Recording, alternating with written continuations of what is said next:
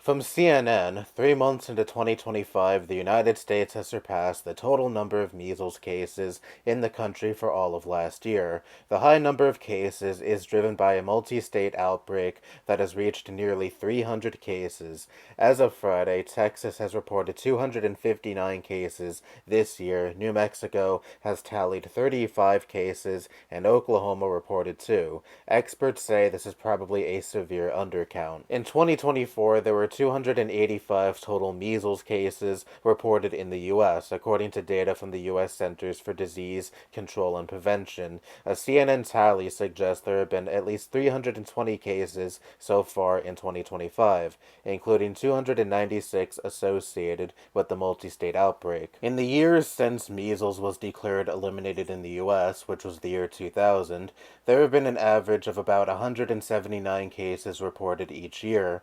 There have been an average of about 8 outbreaks per year, ranging from 1 to 25 annually, and most years at least 60% of all reported cases have been tied to outbreaks, but the worst outbreaks each year typically stay under 50 cases. 2025 is only the 5th year since 2000 that an outbreak has led to more than 100 cases, and only the 3rd year that an outbreak has led to more than 200 cases. The others were 2014, when there was an outbreak tied to Disneyland, and 2019, when nearly a year-long outbreak in New York came within weeks of ending elimination status in the US. I hope you all know why we're currently undergoing a measles outbreak. Uneducated people who hate modern medicine and vaccines. Do you want to know why measles was considered eradicated 25 fucking years ago? Because people knew to vaccinate themselves and their kids. And it's no coincidence now that we have a massive propaganda machine telling people to not trust their doctors, don't trust modern medicine,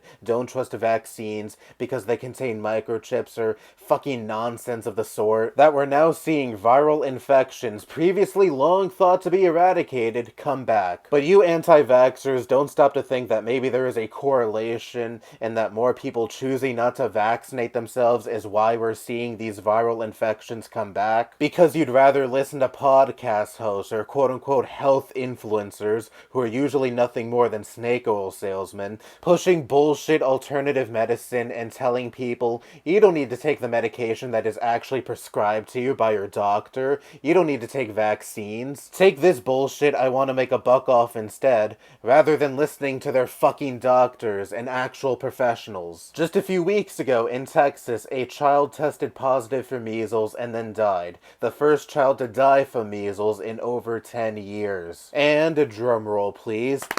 That child was not vaccinated. What a shock, not allowing your child to be given a vaccine that has provably eradicated a once common virus, which, by the way, said virus is more likely to be fatal for children than it is for adults, and then your child catches that virus and passes away. It's like, I feel so fucking bad for that child and all children who are catching measles right now because their dumb fuck parents don't want to get them vaccinated. But at the same time, I struggle to feel bad for the parents because they played with fire. If everyone collectively understood the importance of vaccines, we wouldn't be seeing the resurgence of measles right now, and your kid would still be alive. There have been stories popping up of parents throwing measles parties so their children can build up natural immunity against measles. Or, you could just vaccinate your fucking kid. Oh, but I don't want my kid to contract autism or any other silly shit like that. 1, vaccines do not fucking cause autism. 2, would you rather risk your kid contracting pneumonia and possibly dying, which measles can absolutely cause? Some people just shouldn't be parents, and anti-vaxxers are near the top of the list when it comes to the kind of people who should not fucking be parents. And what's insanely frustrating about anti-vaxxers is they have their fingers on the pulse of the actual issue.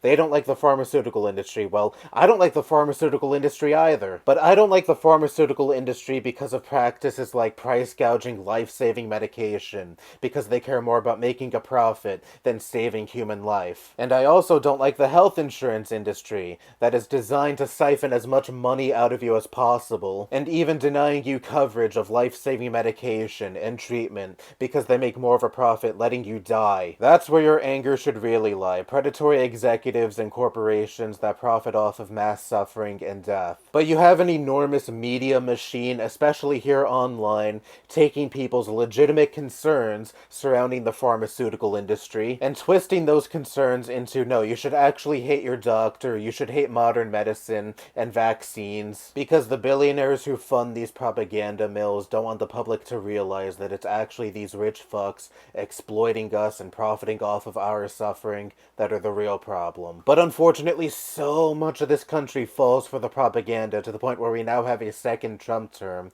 and we have someone like RFK Jr. as the Secretary of Health and Human Services now. And now we have the resurgence of infectious diseases such as measles, and again, it is no coincidence that this coincides with a growing distrust in vaccines and modern medicine. Yeah, we're truly making this country healthy again, aren't we? Anyway, that's all I have to say. Bye-bye.